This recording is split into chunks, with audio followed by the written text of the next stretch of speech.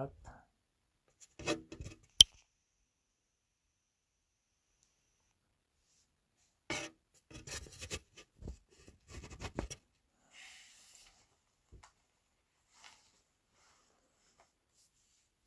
Hop. On va attendre qu'il y ait du monde qui se connecte, qui nous rejoigne. Hop. Pour ce petit live. Je sais pas combien il y aura de personnes et c'est pas plus important que ça non plus. Bonjour, il y a déjà 3 personnes. Bonjour, bonjour. Alors que Dieu puisse vous bénir dans ces moments. J'espère que ça va vous parler. C'est ce que Dieu a mis dans mon cœur. Bon, bonjour, bienvenue. On va attendre encore quelques petits instants, juste qu'il y ait plus de monde qui arrive, qu'il y ait plus de monde qui viennent participer à ce live, du moins entendre, regarder. Coucou, coucou à tous ceux qui disent coucou déjà. Bienvenue, bienvenue. Et soyez bénis vraiment. En attendant, je vais vous expliquer pourquoi je fais ce live, comment ça va se passer. Et bien tout simplement, je vais vous parler de ce que Dieu a mis dans mon cœur. Dieu m'a fait ressentir ces moments, les moments difficiles par lesquels on passe aujourd'hui, par lesquels on est tous atteints d'une manière ou d'une autre, à un niveau ou à un autre. Et donc depuis un certain temps, je dirais que le Seigneur me parle. Alors pas directement, pas distinctement, mais intérieurement, au travers de paroles, au travers de sa parole, au travers de témoignages, au travers d'autres choses. Et que je ressens fortement un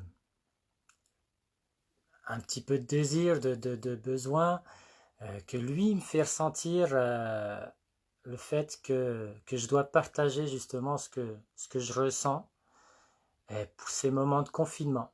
Parce que c'est vraiment à propos de ça que Dieu m'a mis ça à cœur. Donc, j'ai essayé par un petit moment de repousser ça,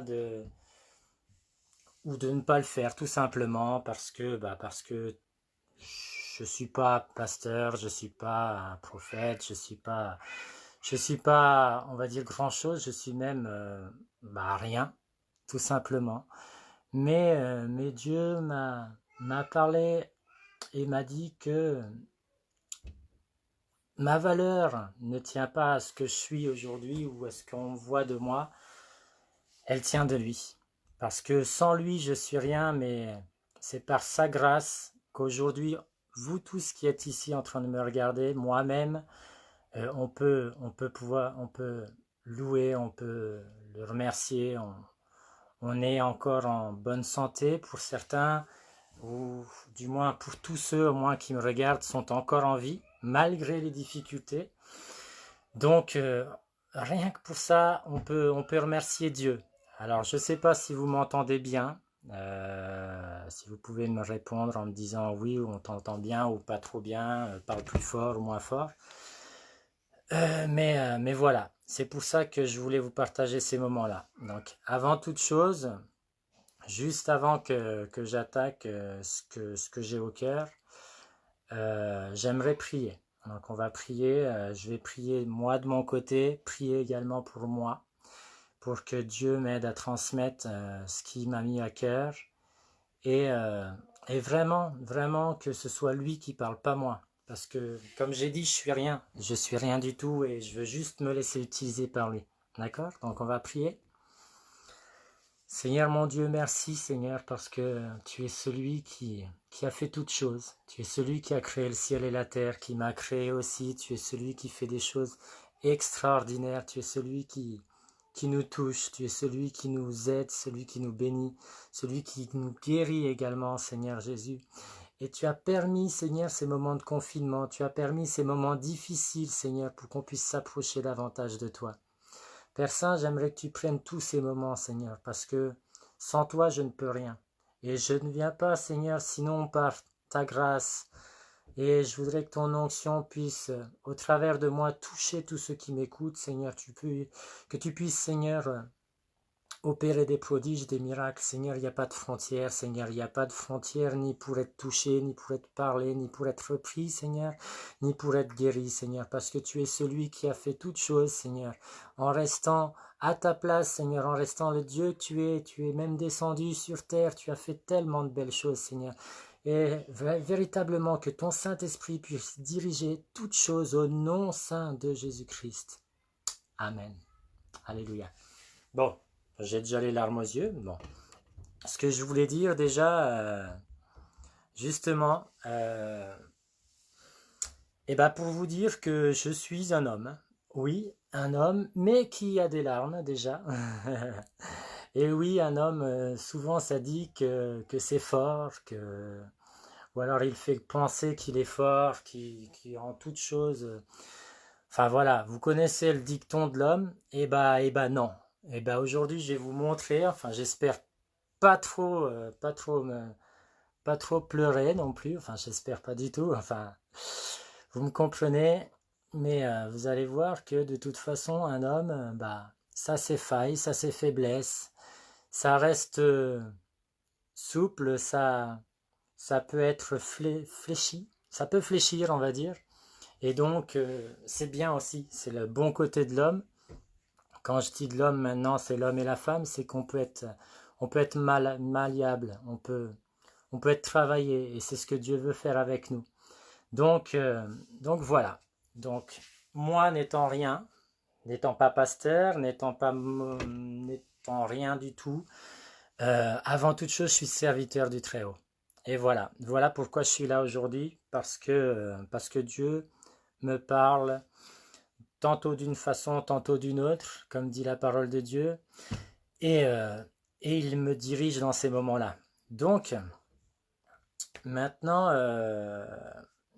qu'on s'est tout dit, maintenant que je vous ai dit que je suis un homme comme les autres, que peut-être que vous allez voir des larmes, peut-être que vous allez m'entendre bégayer, et maintenant on peut laisser place au Saint-Esprit, d'accord? Donc, le reste, j'ai pas forcément à avoir honte parce que, voilà, je vous ai dit que j'étais un homme. Donc voilà. Donc, j'aimerais commencer par lire un verset en Matthieu chapitre 11, verset 28. Alors, je vais vous laisser un petit peu de temps pour ceux qui ont la Bible à côté d'eux. Pour les autres, je vais lire de toute façon dans pas longtemps. C'est un verset que pour la plus grande partie connaissent. Et c'est ce que Dieu a mis à cœur, au moins pour commencer ce message. Matthieu chapitre 11, verset 28. D'accord? Donc ce verset, il dit « Venez à moi, vous tous qui êtes fatigués et chargés, et je vous donnerai du repos. » Pourquoi ce verset? Parce que on est certainement aujourd'hui plus que jamais fatigué de ce qui se passe dans le monde. On aimerait se reposer, pas forcément à la maison, parce que je pense qu'on a tous eu le temps de se reposer, mais on est fatigué de tout ce qui se passe et de ce virus, des aléas qui vont avec, donc les restrictions. Et du coup, ce verset m'a beaucoup parlé par rapport à ça, parce que souvent on a dit à Dieu, Seigneur, j'ai pas le temps. Seigneur, je suis fatigué. Seigneur, j'ai trop de travail. Seigneur, enfin, voilà, tellement d'excuses pour plein de choses.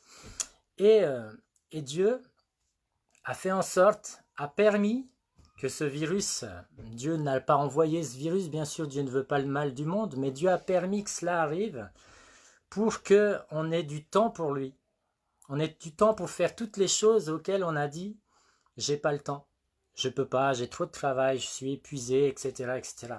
Aujourd'hui, à part les aides-soignants, les médecins, tous ceux qui travaillent aujourd'hui dans les rues, la police, etc., qui forcément travaillent beaucoup en ce moment, sinon tous ceux qui sont confinés ne peuvent pas trop dire, même s'il y a d'autres choses qui nous empêchent, comme les enfants, etc., mais on a beaucoup plus de temps qu'auparavant.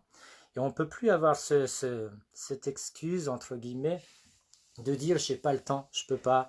On est à la maison aujourd'hui, même si pour ma part, je travaille encore par la grâce de Dieu, dans toute sécurité, je vous rassure. Mais pour la plupart, on a beaucoup plus de temps qu'habituellement. Et on ne peut pas se permettre de dire à Dieu, j'ai pas le temps, je peux pas, etc. Dieu nous a donné aujourd'hui le temps pour notre famille, pour notre épouse ou notre mari. Il nous a donné le temps pour donner à nos enfants, pour s'occuper de notre maison. Il nous a donné du temps pour faire tout ce qu'on n'a pas eu le temps jusqu'à maintenant. Et surtout, le temps pour passer avec Dieu. Et c'est surtout sur ça que je veux accentuer aujourd'hui. Du fait qu'on est toujours en train de dire j'ai pas le temps, j'ai trop de travail. Et bah là, on a plutôt tendance à dire j'ai trop de temps, je veux retrouver mon travail. Et la différence, on est passé de tout noir à tout blanc ou tout blanc à tout noir. Et vraiment, Dieu nous donne ce temps pour qu'on passe avec lui. Dieu t'offre aujourd'hui du temps pour t'approcher de lui, découvrir ce qu'il veut faire avec toi, du temps pour plus que tu n'en as jamais eu assez, du temps pour avoir une intimité tellement forte avec lui, plus profonde avec lui, le connaître davantage. Dieu nous laisse un temps infini, un temps extraordinaire, que bien souvent, aujourd'hui comme avant, on ne sait pas utiliser ce temps, on ne sait pas comment faire, on ne sait pas mettre les choses à la bonne place pour avoir le temps pour faire tout ce qu'il y a à faire. Et alors que la Bible nous dit, et on sait que la Bible c'est la parole de Dieu, même si c'est des hommes qui l'ont faite, qui l'ont écrite, ils ont été inspirés par Dieu. La Bible nous dit que toute parole de la Bible, bien sûr, est inspirée de Dieu.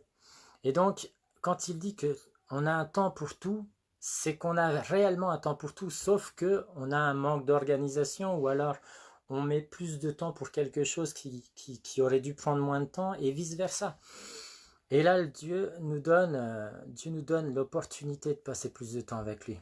Et Dieu, aujourd'hui, te donne aussi l'occasion de passer plus de temps avec lui, de passer plus de temps dans sa présence et de le connaître davantage. Il t'appelle comme il a appelé le prophète Samuel, pour certains qui connaissent.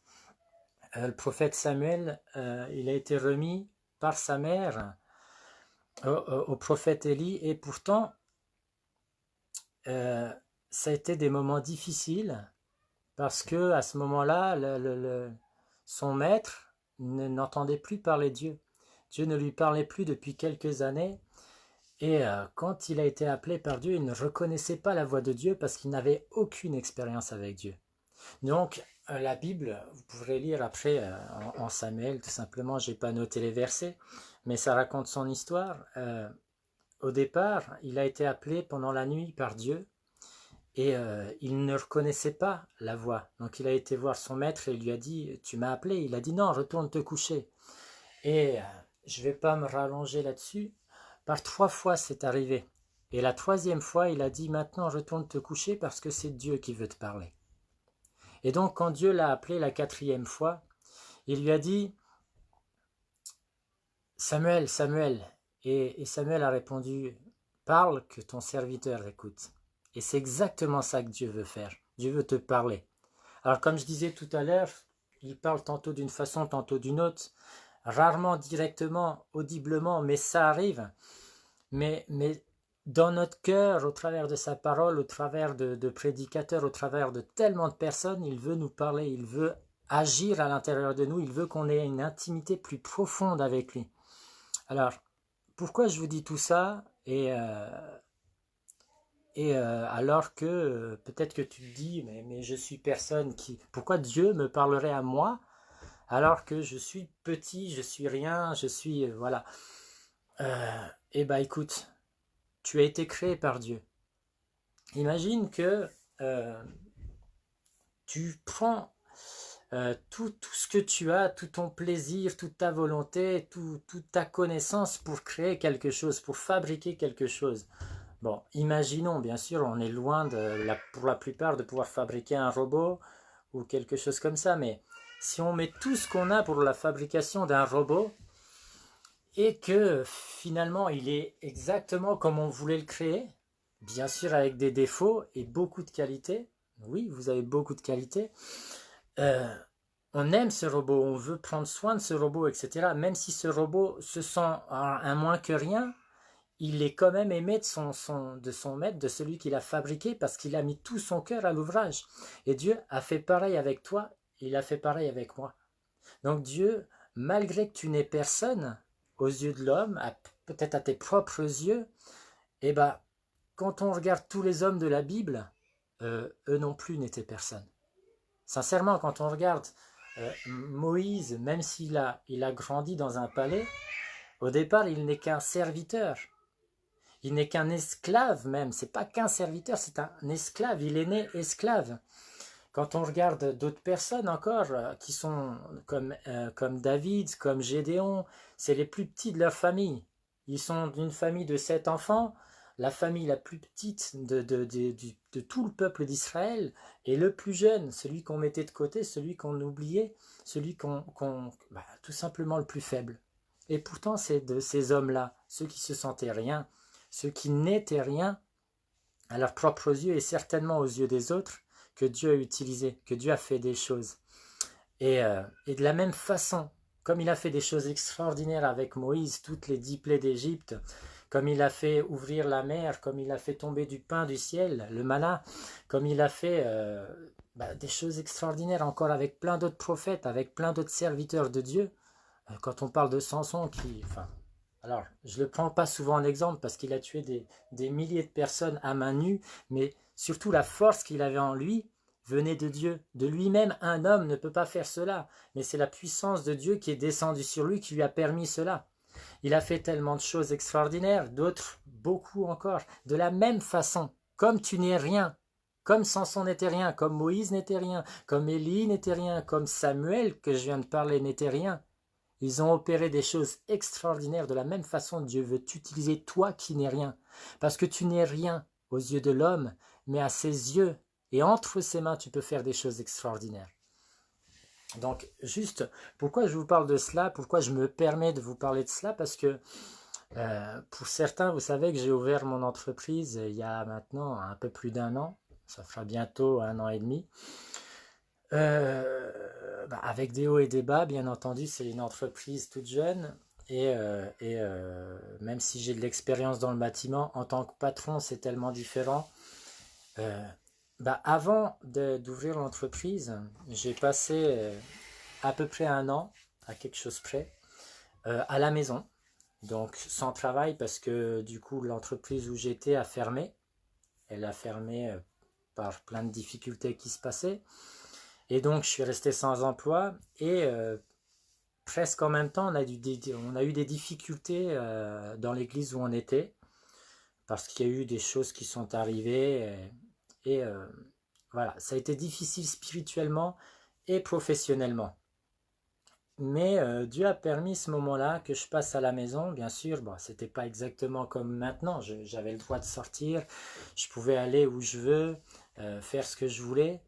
Mais quand même, j'ai passé longtemps, beaucoup plus de temps qu'à la normale, à la maison.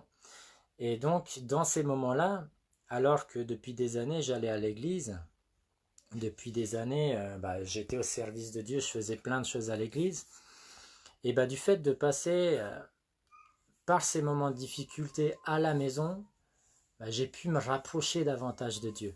Alors, je ne suis pas le meilleur des exemples, je ne dis pas que je suis meilleur que vous, loin, loin, loin de là ma pensée, loin de là de penser que je suis quelqu'un, non. Comme je disais depuis le début et je leur dirai, je suis personne. Si je suis quelque chose, c'est par la grâce de Dieu et entre ses mains. Sans lui, je ne suis rien. D'accord? Donc j'ai passé par ces moments difficiles et donc j'ai pu, Dieu m'a accordé pour moi, c'est quelque chose de bénéfique, parce que je suis passé par ces moments difficiles, mais pour moi, je ne les regrette pas, au contraire. Au contraire, je ne voudrais pas ne pas les avoir passés. Pourquoi? Parce que j'ai aimé la présence de Dieu plus que jamais, malgré mes années de chrétienté. J'ai passé plus de temps dans sa présence, j'ai passé plus de temps dans l'étude de sa parole, j'ai passé plus de temps à comprendre ce que Dieu voulait de moi. J'ai eu plus de temps pour jeûner, prier, pour faire plein de choses que je ne faisais pas forcément, ou du moins en plus petite quantité auparavant. Et dans ces moments-là, j'ai été touché tellement plus que n'importe quel moment. Alors je ne veux pas dire que c'est mieux à la maison qu'à l'église, non, pas du tout, c'est pas ça. Il est bon d'avoir son temps à la maison, et il est bon d'avoir son temps avec les frères à l'église. Les deux ne peuvent pas, l'un ne peut pas remplacer l'autre, les deux vont ensemble, d'accord?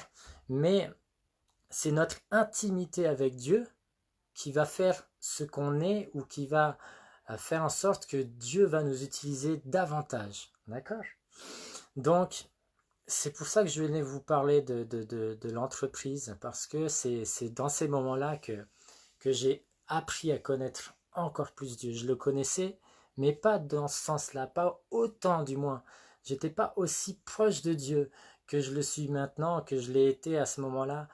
Et Dieu, enfin, il n'y a pas forcément de mots pour décrire ce qu'il a fait. Vraiment, il m'a touché, il m'a rempli de son Esprit Saint. Il a fait des choses belles et il m'a montré des choses que je n'avais jamais vues. Pourtant, j'ai lu la parole, j'ai entendu, j'ai fait des choses extraordinaires. Enfin, j'ai vu et entendu des choses extraordinaires que pourtant étaient en face de mes yeux. Et là, il m'a montré. Donc, là, le moment qu'on passe aujourd'hui à la maison, pour ceux qui ne travaillent pas, pour ceux qui sont confinés, c'est un moment que Dieu nous donne, un privilège que Dieu nous donne. Malgré si on met tout le reste de côté, c'est un privilège que Dieu nous donne pour pouvoir passer davantage, beaucoup plus de temps avec lui. Beaucoup plus de temps à apprendre à nos enfants, parce que si vous faites bien attention, la grande partie de l'année, c'est l'école, c'est le système qui éduque pour une grande partie de nos enfants. Tout ce qui est culture, tout ce qui est éducation, etc., même s'il y a une grande partie de la maison. Je ne dis pas que ça enlève ce que les parents doivent faire, non, les parents ont une grande responsabilité là-dedans. Mais tout ce qui est... Ils passent plus de temps à l'école qu'à la maison. Si on enlève le temps où ils sont en train de dormir, où ils dorment la nuit, ils passent plus de temps à l'école qu'à la maison. Ça veut dire que l'école prend plus de temps à leur apprendre des choses du monde, plutôt que nous leur apprendre les choses du ciel, les choses célestes, les choses spirituelles, les choses de Dieu. D'accord? Donc, c'est aujourd'hui un mal pour un bien, si je puis dire, parce qu'on passe plus de temps avec notre famille. On peut connaître, je disais connaître Dieu davantage, mais c'est la même chose avec notre famille, avec nos enfants, avec notre épouse, notre mari. C'est la même chose. Ça veut dire qu'on peut connaître davantage notre mari, notre femme. Il y a des parties d'elle ou de lui qu'on ne connaissait pas, ou qu'on n'avait pas assez de temps pour décortiquer, pour connaître davantage. Même nos enfants, ils n'ont jamais passé autant de temps avec leurs parents, mis à part pendant les grandes vacances ou les petites vacances. Là, maintenant, ça fait plus d'un mois que vous êtes régulièrement, continuellement, tout le temps avec vos enfants, avec votre femme, avec votre épouse, avec votre mari plutôt. Et donc, même si je sais qu'il y a des moments qui sont plus difficiles, plus durs, parce que être constamment avec quelqu'un, ça peut être difficile.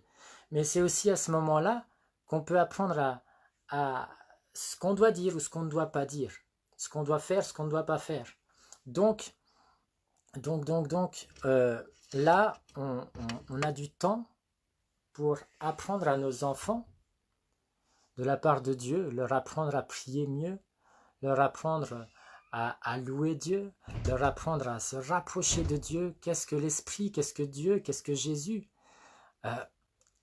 Il y a tellement de choses qu'ils ne connaissent pas encore, parce qu'ils n'ont pas eu beaucoup de temps, parce qu'ils n'ont pas eu l'occasion, parce que nous n'avons pas eu l'occasion de leur apprendre tout cela.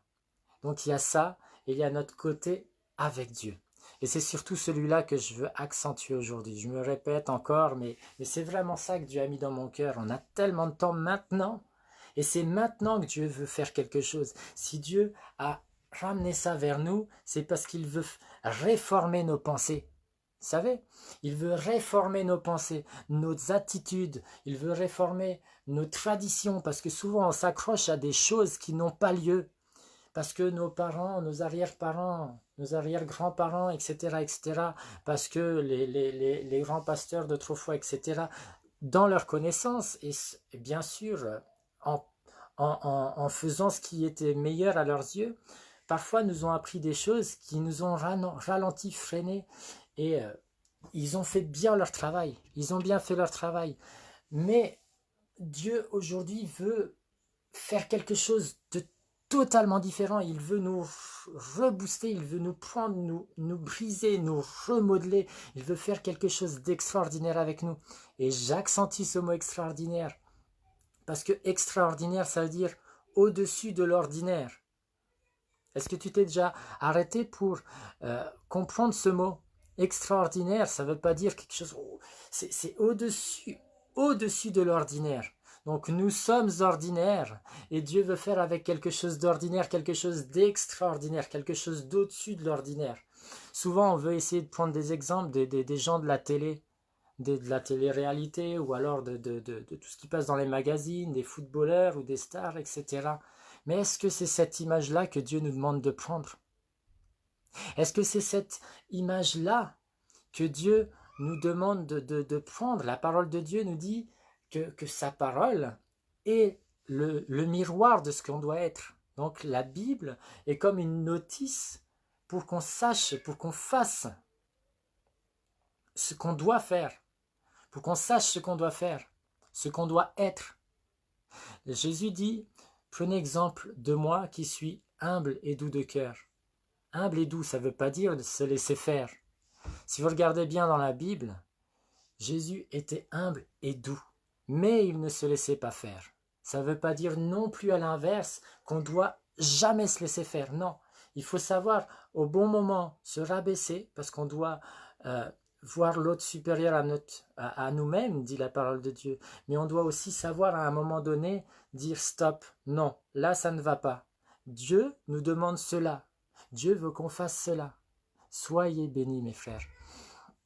Alors, du coup, je reprends mes notes. Dieu veut réformer nos pensées. Dieu veut réformer notre tradition. Nos traditions. Dieu veut réformer nos églises. Pourquoi je dis nos églises? Parce que ça va avec tradition, ça va avec culture.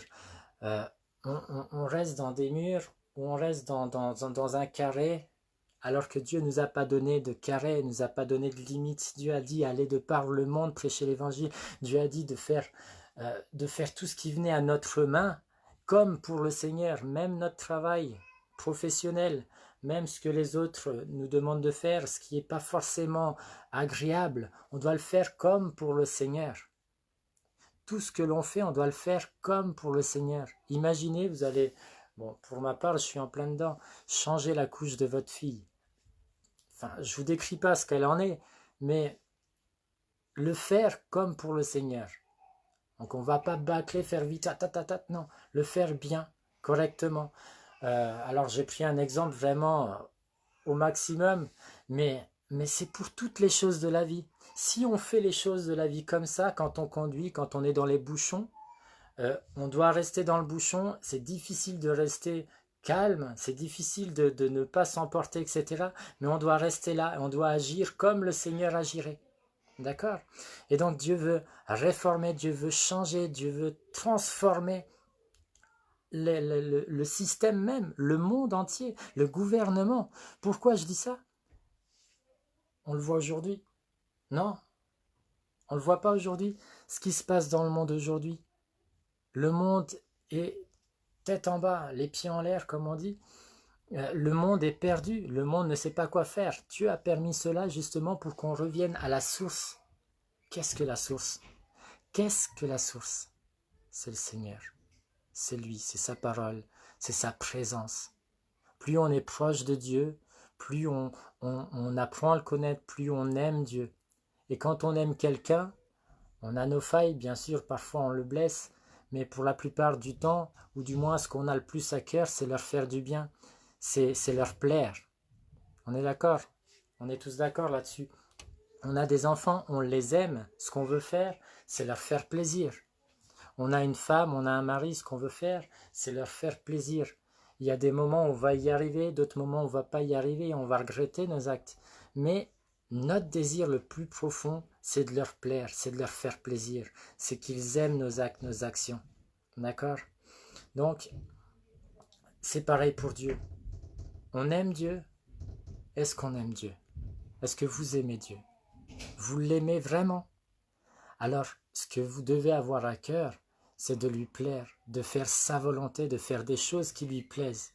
Il y a des moments ou d'autres moments où vous n'allez pas réussir à lui plaire. Vous allez faire des choses qui ne sont pas agréables. Et ça fait de nous des êtres humains, des êtres avec des failles. Mais quand ça arrive, il faut savoir reconnaître nos torts, revenir au pied de Dieu, et Dieu nous pardonne par son infini amour. Et ça repart de plus beau. Donc on s'améliore chaque jour plus, d'accord? Donc on est ses enfants, on est d'accord, on est ses enfants, on doit faire ce qu'il demande de faire, d'accord? Je vais prendre un petit exemple, vous savez peut-être, et je l'ai appris encore plus ces temps-ci, un bébé quand ma femme a accouché ou quand d'autres femmes ont accouché avec leur mari qui assistait, souvent, la sage-femme prenait le bébé et la mettait dans les bras du père. Même parfois, elle lui demande d'enlever son pull, de se mettre torse nu et de prendre le bébé contre soi, contre lui. Pourquoi? Pour le réchauffer simplement? Pas que. J'ai entendu dire, j'ai appris, j'ai vu, je me suis renseigné, et quand le bébé est dans le ventre, le papa a tendance, et c'est bien, à parler à l'enfant, à lui dire coucou, c'est papa, à lui dire c'est moi, enfin bisous, etc. Vous savez, et il parle, et la voix du père, l'enfant, au bout d'un moment, le reconnaît. Quand il parle à l'enfant, l'enfant enregistre la voix, l'intonation de la voix, la façon de parler. Moi, j'ai un accent, donc mes enfants certainement ont retenu cet accent, etc., qui faisait de moi une personne différente de tous les autres pères. Et donc, ils savaient exactement qui était leur père. Et quand la sage-femme prend le bébé et le met dans le bras du père, bien sûr, et ben le bébé prend un moment pour décoder la voix du père, parce qu'il connaît cette voix, mais il y avait une paroi qui la séparait. Il y avait une paroi qui séparait l'enfant du père et qui faisait que la voix était un peu différente. Mais quand il réussit à décoder la voix du père, qu'il met également, qu'il raccroche en même temps, si on peut dire, je n'ai pas exactement le mot, avec les battements du cœur, parce qu'il entend la voix, mais il entend aussi le battement du cœur du père. Et donc, la fois d'après, quand il prend l'enfant dans ses bras, le père n'a même plus besoin de parler pour que l'enfant le reconnaisse. Au battement de cœur, l'enfant connaît déjà qui est son père. Il sait déjà, celui-ci est mon père, parce qu'on a tous une façon de battre le cœur un peu plus forte ou un peu moins forte. Enfin, c'est difficile à expliquer, c'est ce que disent les scientifiques, que du coup, l'enfant n'a plus besoin d'entendre la voix du père, mais simplement au battement de son cœur. Donc, le fait d'être tout proche de son cœur, il sait que celui-ci est son père. Et plus encore, le battement du cœur du bébé se met à battre au même niveau, il se synchronise à celui de son père. C'est de cette même façon que Dieu veut qu'on fasse. Plus on va se rapprocher de lui, plus on va se rapprocher de Dieu, plus on va connaître la voix du Père. Plus on va se rapprocher de Dieu, plus on va connaître ce que le cœur du Père veut. Et notre cœur va se synchroniser au cœur de Dieu. Et donc on va pouvoir faire la volonté de Dieu. On va pouvoir faire ce que Dieu désire que l'on fasse. Malgré que l'on soit un bébé, qu'on ne soit rien, qu'on ne soit que poussière, malgré qu'on soit tout petit. Si on fait la volonté du Père, si on se synchronise à sa volonté, on peut faire la même chose que le Père. Jésus a dit, vous ferez des choses plus grandes que celles que j'ai faites. Alors je ne vais pas vous énumérer ce qu'il a fait. Il a guéri, il a sauvé, enfin, il a ressuscité des morts. Comment aujourd'hui on peut ressusciter des morts? C'est possible par la foi, mais faire plus que ça. Alors juste un simple exemple pour ceux qui seraient dans le doute. Euh, Jésus n'avait pas la technologie qu'on a là. Exemple aujourd'hui, euh, si, euh, euh, si j'étais connu, bien connu, plus connu qu'aujourd'hui, et peu importe le nombre de personnes qui regardent, mais je veux dire, si j'étais, imaginons Macron, quand il parle à la télé, il y a des millions de personnes qui le regardent, des millions de Français, peut-être même des étrangers qui le regardent parler. Dieu, Jésus ne pouvait pas faire cela à son époque. Il priait, il parlait parfois pour des personnes, il y avait 3000 personnes, 5000, 10 000, mais peut-être que tous ne l'entendaient pas parce qu'ils étaient plus ou moins éloignés. Mais 10 000 personnes, exemple, à côté d'1 million, 10 millions, 100 millions de personnes, c'est rien. Et puis ces paroles ne sont pas restées enregistrées dans des vidéos. Certes, il y a une partie dans la Bible, mais c'est qu'une toute petite partie. Ce que Emmanuel Macron ou d'autres présidents ou d'autres grands hommes, d'autres hommes connus ont dit ou parlent, c'est enregistré et ça reste sur YouTube ou sur des sites, etc. Et on peut le revoir et revoir et revoir. Ne serait-ce que dans cet impact-là, c'est quelque chose d'extraordinaire qui peut se passer. Un prédicateur qui prêche pour 10 000 personnes, pour 100 000 personnes, pour 1 million de personnes, aujourd'hui c'est possible. Au travers d'Internet, au travers de la télé, au travers de plein de choses. Et donc, on peut faire des choses plus grandes que celles de Jésus. Pas de la même façon. Peut-être pas, on va peut-être pas ressusciter 10 personnes d'un coup. C'est possible quand même.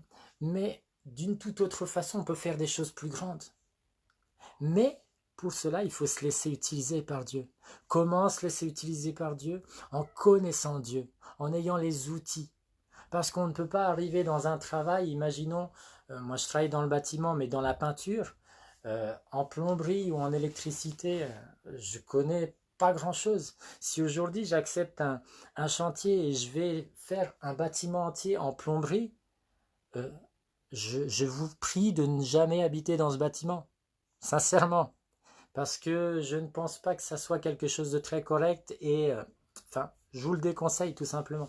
Juste pour vous dire que pour connaître quelque chose, il faut passer du temps à cela. Il faut passer des stages, il faut passer des formations, il faut passer des études. C'est la même chose avec Dieu.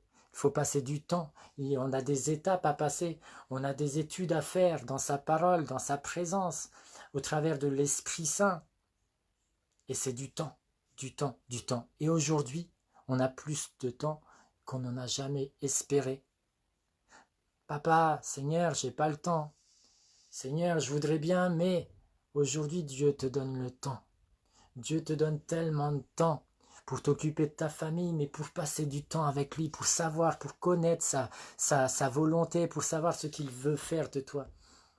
Alors ce confinement, ça a été compliqué, d'accord? C'est toujours compliqué. Mais Dieu veut quand même faire des choses extraordinaires. Alors plus on est proche de Dieu, plus notre cœur se synchronise au cœur de Dieu, plus on va savoir ce qu'il veut. Malgré ce que nous sommes, on peut faire des choses extraordinaires. D'accord? Donc Dieu, il fait de même avec nous, comme avec le bébé. D'accord? Donc, juste pour vous donner des exemples de choses extraordinaires. Parce que, comme je disais, je suis rien, je suis poussière, toi aussi. Mais comme je disais aussi, entre les mains de Dieu, on peut faire des choses extraordinaires, plus que de l'ordinaire. D'accord? Alors, les exemples que j'ai notés, c'est un souffle de vent. Au départ, il n'y a qu'un souffle de vent, et puis ça s'augmente, ça s'accroît. Et un souffle de vent peut devenir une tempête, peut devenir une tornade.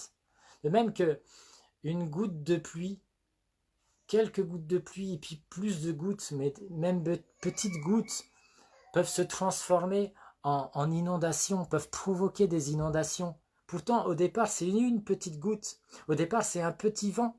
Et ça crée des choses extraordinaires qui sortent de l'ordinaire, des choses peut-être catastrophiques dans un certain sens, mais dans un autre pour d'autres choses vraiment bénéfiques. D'accord? Pareil pour un tremblement de terre. Vous savez qu'un tremblement de terre sous l'eau, il est invisible. On ne peut pas le voir. Personne ne le voit. Aujourd'hui, on a des appareils qui font que on peut capter ces tremblements de terre. Mais on ne sait pas quand est-ce qu'ils vont arriver, à quel endroit, etc. On peut parfois réussir à... Mais le petit tremblement de terre, ou un peu plus élevé, qu'on ne voit pas quand on regarde à l'horizon, peut provoquer un tsunami, peut provoquer une inondation bien plus grande, bien plus importante. Et c'est exactement ce que Dieu veut faire. Parce qu'avec ces choses, si vous regardez bien ce que je vous ai cité, du vent ça se voit pas, mais on voit les effets. Certes, une goutte de pluie, ça se voit, mais on ne peut pas imaginer avec une goutte de pluie que ça peut devenir une inondation, que ça peut devenir un torrent. D'accord? On ne peut pas imaginer que quand on regarde l'horizon, l'eau toute calme, en dessous cette eau, il y a un tremblement de terre qui crée et l'eau devient une vague énorme. D'accord? On ne peut pas imaginer ces choses-là. Et Dieu, de la même façon, il veut faire des choses invisibles, devenir visibles au travers de toi. D'accord? Il veut faire de toi qui n'est rien du tout quelque chose d'extraordinaire. Tu vas pas grandir en taille, mais tu vas grandir en esprit, tu vas grandir en sagesse, tu vas grandir en amour, tu vas grandir en connaissance. Et tu vas grandir en puissance, la puissance de Dieu pour ta vie. Comme je disais tout à l'heure, comme Moïse, comme Josué, comme Samson, comme Gédéon, comme plein d'autres hommes de la Bible, il y en a tellement qui ont fait des choses extraordinaires, des choses impossibles à l'homme. Mais comme la Bible dit, tout est possible pour celui qui croit. Tout est possible à l'homme. Tout est possible à l'homme au travers de Dieu, par la puissance de Dieu, d'accord? Donc aujourd'hui, l'être humain, de par le coronavirus qui, de la même façon, si vous regardez bien, c'est quelque chose qu'on ne peut pas voir à l'œil nu. On ne peut pas voir le coronavirus à l'œil nu. C'est tout petit, c'est tellement petit qu'on ne peut pas le voir. Et pourtant, ce tout petit coronavirus, ce tout petit virus a fait que le monde s'est mis à genoux. Tout le monde est à genoux devant le virus. Personne n'a de solution aujourd'hui. Alors certains tentent certaines choses, mais ils n'ont pas de solution à cela. D'accord? Donc le monde entier est dépourvu de solution. Mais à votre avis, devant qui le monde est à genoux? Est-ce que c'est devant le virus? Ou est-ce que c'est devant Dieu lui-même? Je ne dis pas que Dieu est le virus, loin de là ma pensée. Mais Dieu a permis que ce virus arrive pour que nous puissions voir que sans lui, nous ne sommes rien. Peu importe l'argent qu'on a, peu importe la puissance mondiale qu'on est, peu importe tous les moyens qu'on a entre nos mains, nous sommes dépourvus devant un virus invisible à l'œil nu. Peu importe les années de médecine que l'on a, peu importe le grade qu'on a en politique, peu importe le pays, la taille du pays ou les habitants qu'il y a dans ce pays, on est dépourvu vis-à-vis de ce virus. On n'est pas d'accord là-dessus? C'est quelque chose d'invisible à l'œil nu. Okay? Mais comme je disais, on n'est pas à genoux, le monde entier n'est pas à genoux devant ce virus-là, mais il est devant ce que Dieu a permis que ça arrive, donc on est à genoux devant Dieu lui-même. Ok? Donc ce confinement nous permet maintenant de nous rapprocher de lui, de connaître la parfaite volonté de Dieu. Alors juste pour faire une guillemets, là, mettre des guillemets, dans la parfaite volonté de Dieu, il y a un verset qui dit cherchez à faire ce qui est la bonne, agréable et parfaite volonté de Dieu. Connaissez ce verset. Alors, il y a des versions qui peuvent un petit peu différer, mais c'est ça que la Bible nous dit, qu'il faut qu'on cherche la bonne volonté de Dieu, l'agréable volonté de Dieu et la parfaite volonté de Dieu. Vous pensez que c'est la même volonté de Dieu?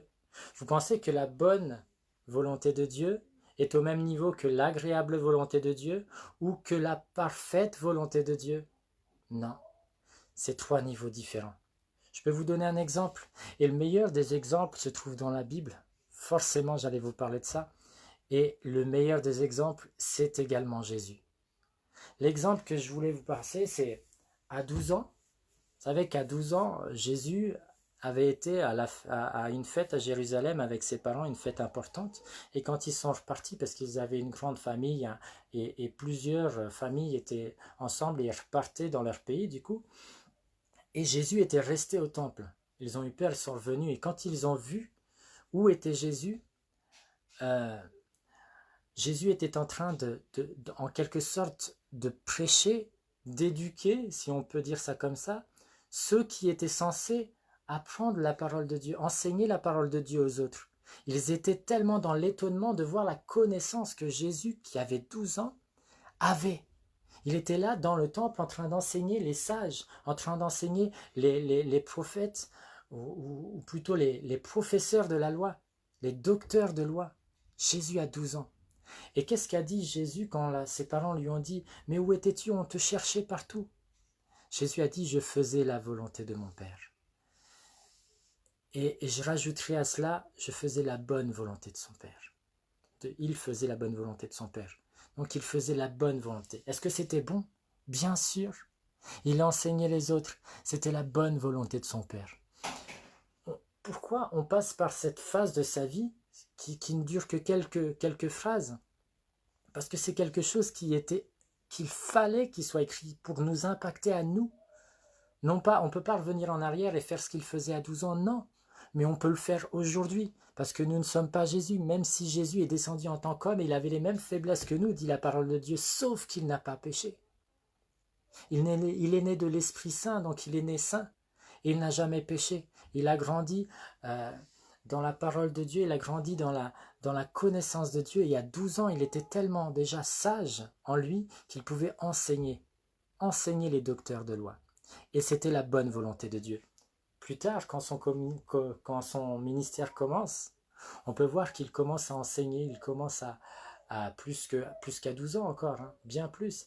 Mais là, il commence à opérer des miracles. Il fait des prodiges, des merveilles. Il guérit des malades. Il fait voir les aveugles, il fait entendre les sourds, il fait parler les muets. Plus que ça, on l'a dit tout à l'heure, il ressuscite des morts, il libère des personnes qui étaient remplies de démons, démoniaques. Et tout ça, c'était quoi? C'était l'agréable volonté de Dieu.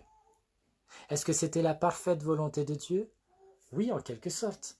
Mais c'était l'agréable volonté de Dieu. Vous allez voir où est-ce que je veux en venir juste après. C'était l'agréable volonté de Dieu. Mais c'était encore un niveau en dessous de ce qu'il devait faire. Vous savez que quand il est arrivé au jardin de Gethsémane, il a dit « Seigneur, que ta volonté soit faite, pas la mienne. Si seulement cette coupe pouvait passer de moi, mais que ta volonté soit faite, non la mienne. » Parce que sa volonté en tant qu'être humain, c'est de ne pas souffrir. Mais il ne voulait pas faire sa volonté, il voulait faire la volonté de Dieu. Donc le libre arbitre qu'il avait, il ne voulait les laisser de côté pour que Dieu puisse faire sa volonté. Alors qu'est-ce qui s'est fait? C'est en quelque sorte, c'est comme s'il disait à Dieu que ce ne soit pas ton agréable volonté qui soit faite, mais ta parfaite volonté. Parce que la volonté de Dieu, c'était de faire des belles choses, de Jésus plutôt, c'était de faire de bonnes choses. Il a guéri, il a fait des choses extraordinaires. Mais sa volonté, c'était celle du Père, tout simplement. Il ne voulait plus faire l'agréable volonté, il voulait faire la parfaite volonté. Et on peut voir que quelques heures plus tard, il se retrouve sur une croix, d'accord, pour nous sauver.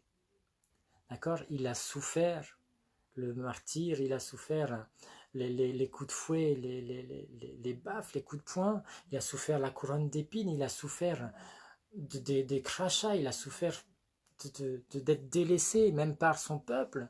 Il a souffert que beaucoup lui tournent le dos, même un des serviteurs, un des disciples, un des apôtres qui était le plus proche de lui, Pierre, l'a renié 3 fois.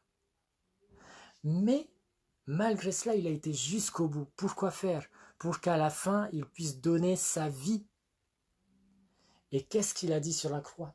Tout est accompli. Autrement dit, ta parfaite volonté est accomplie. Vous voyez, on est passé de 3 niveaux différents. De 12 ans la bonne volonté de Dieu, où il enseignait déjà, il était enfant, il enseignait les docteurs, à l'agréable volonté quand il faisait des prodiges et des miracles et il montrait le chemin, à la parfaite volonté de Dieu, parce que la parfaite volonté de Dieu, c'est que tous viennent à la connaissance de Dieu, que tous puissent être sauvés par Dieu au travers du sacrifice puissant de Jésus-Christ. Le sang de Jésus versé sur la croix a de la puissance pour sauver ta vie. Et pour démontrer qu'il a toute puissance entre ses mains, il est revenu à la vie. La Bible dit, j'ai donné ma vie.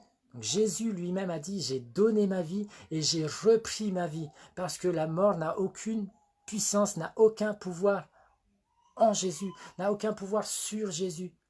Donc Jésus a donné sa vie. C'est pas la mort qui est venue lui prendre la vie, c'est lui-même qui a donné sa vie pour sacrifier, pour qu'aucun autre sacrifice dans le monde n'ait plus besoin d'être fait. Simplement se remettre entre les mains de Dieu, simplement demander pardon à Dieu, simplement se remettre entre ses mains et lui montrer que nous ne sommes rien, que nous reconnaissons que nous ne sommes rien et que nous voulons que sa volonté soit faite. Nous voulons être sauvés par lui.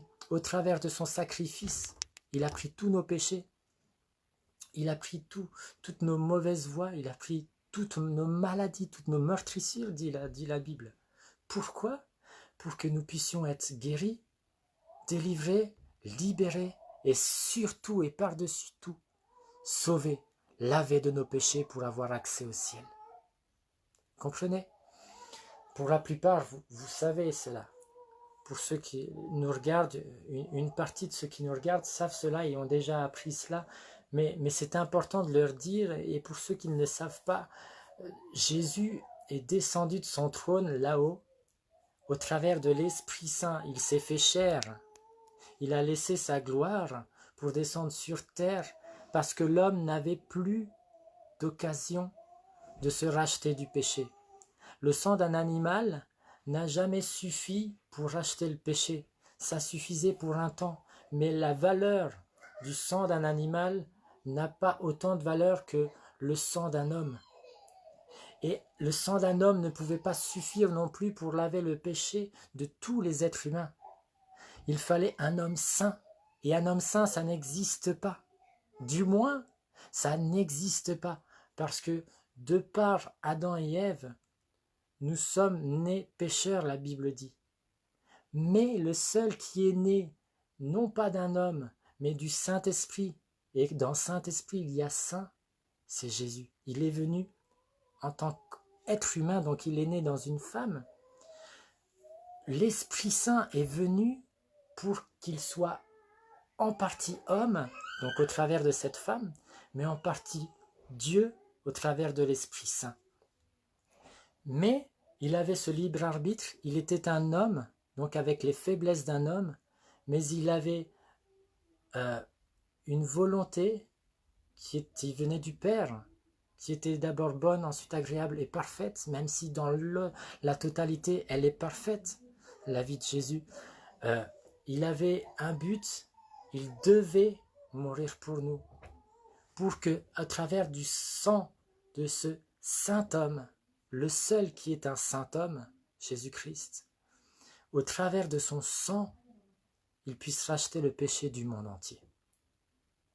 Donc, je ne sais pas où vous êtes, si vous êtes à la maison, et je n'avais pas noté ça, mais c'est ce que Dieu me mène au travers de l'Esprit Saint à venir à parler de ça. Ce n'était pas prévu au départ, mais Dieu me met ça à cœur pour tous ceux qui connaissent pas ou qui connaissent peu Jésus, qui n'ont pas beaucoup d'expérience, qui en ont déjà entendu parler de par leur tradition, comme je disais tout à l'heure, de par les cultures, de par leurs origines,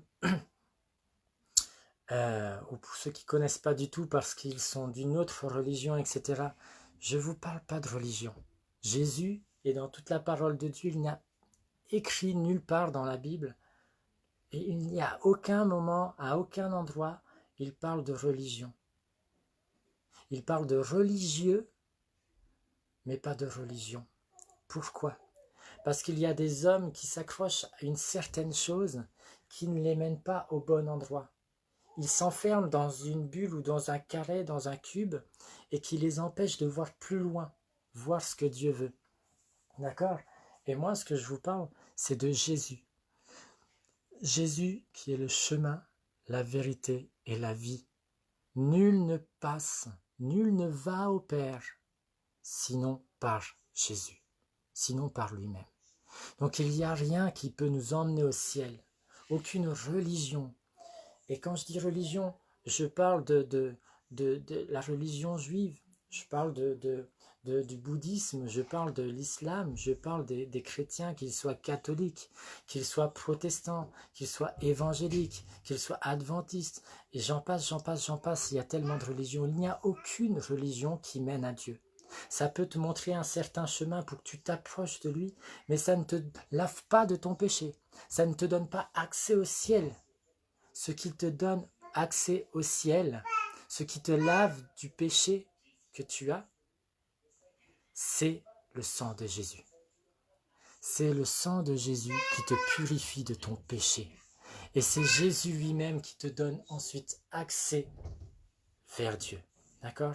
Donc pour tous ceux qui auraient à cœur de s'approcher de Jésus, de remettre leur vie à Jésus, d'être pardonnés de leurs péchés, parce qu'on a tous péché, moi-même j'ai péché, et encore aujourd'hui je pêche parfois, mais je sais, j'ai aujourd'hui la certitude, la conviction, et ça entre mes mains, que Jésus me pardonne de mon péché quand je m'approche de lui, quand je fais appel à lui. D'accord? Donc je vais prier pour ceux qui aimeraient accepter ce sacrifice dans leur vie, accepter l'action de Jésus dans leur vie, qui voudraient être sauvés, tout simplement. Parce que quand on accepte ce sacrifice, le sang de Jésus, spirituellement, bien sûr, nous lave de notre péché et nous donne accès au paradis. Et ensuite, l'Esprit Saint vient habiter en nous pour nous aider à nous améliorer chaque jour plus. D'accord? Donc pour ceux qui veulent faire cette démarche, je vais prier quelques instants avec vous et très vite je vais terminer, je vais finir. Donc ceux qui connaissent déjà Jésus, priez avec moi. Ceux qui le connaissent bien, ceux qui ont été touchés par lui et qui aujourd'hui ont eu un changement opéré dans leur vie, priez avec moi pour que véritablement cette vidéo, que véritablement ceux qui vont la voir et ceux qui sont en train de la voir puissent être touchés et puissent se remettre entre les mains de Dieu, puissent avoir une véritable rencontre avec lui. D'accord? Merci. Seigneur Jésus, c'est toi qui m'as dirigé dans ces moments. Esprit Saint, c'est toi qui parles au travers de moi. Seigneur, c'est toi qui fais que aujourd'hui je suis là. Malgré que je ne suis rien, je sais qu'au travers de cette poussière que tu utilises, Seigneur, tu peux faire une tornade, Seigneur, tu peux faire quelque chose d'extraordinaire, Seigneur, dans la vie de chacun. Oh mon Dieu, oh mon Père, oh Saint-Esprit, alléluia. Oh Père, dans la vie de tous ceux qui m'entendent, tous ceux qui ne te connaissent pas et qui aiment, qui voudraient te connaître, Seigneur. Touche leur vie, Seigneur. Aide-leur à te rencontrer véritablement. Aide-leur, Seigneur, à se remettre en toi totalement, Seigneur. Seigneur, purifie, Seigneur, leurs péchés, Seigneur. Lave-les, sanctifie-les, Seigneur. Lave-les avec ton sang précieux de toute tâche, de toute maladie, Seigneur. Oui, Seigneur, je parle de maladie parce que ton nom est puissant, est assez puissant, Seigneur, pour purifier les corps également. Guéris maintenant au nom puissant de Jésus-Christ. Libère tous ceux qui sont opprimés, Seigneur. Sauve tous ceux qui ont besoin de toi, Seigneur. Maintenant, opère des prodiges et des merveilles dans le spirituel, dans l'invisible, mais qui devient visible maintenant au nom saint de Jésus-Christ. Merci, Seigneur, pour ce que tu as fait aujourd'hui, Seigneur. Je te remercie pour ces moments qu'on a passés, Seigneur. Je te demande de bénir mes frères et sœurs qui m'ont entendu, Seigneur, de les aider, de les fortifier dans ces moments difficiles, Seigneur, de leur montrer la voie à prendre, Seigneur, pour tous ceux qui ne te connaissaient pas jusqu'à maintenant, Seigneur, aide-les, Seigneur, fortifie-les, Seigneur, et enseigne-les comment suivre ton chemin, Seigneur, comment faire ta volonté. Merci pour tous ceux qui... voilà, comme je disais au début, je suis un homme, mais un homme ça pleure aussi. Merci pour tous ceux qui ont visionné, tous ceux qui ont pu être ici en live avec moi, même ceux qui n'ont pas pu être ici pour tout le temps de la vidéo ou ceux qui sont arrivés après. Merci à vous, j'espère que ça vous a béni, j'espère que ça vous a touché. Et plus que ça encore, j'espère que ça vous a dérangé aussi pour certains. Pas comme un jugement, mais que véritablement ça puisse créer quelque chose en nous, un désir de faire plus, de vouloir plus, d'être plus rempli de la présence de Dieu, d'accord? J'espère que ça vous a fait du bien, que ça vous a reboosté, et peut-être que prochainement il y aura une autre vidéo, je ne sais pas, selon ce que Dieu mettra dans mon cœur, mais que véritablement Dieu puisse vous bénir abondamment au nom saint de Jésus-Christ de Nazareth. Amen, soyez bénis. À une prochaine fois.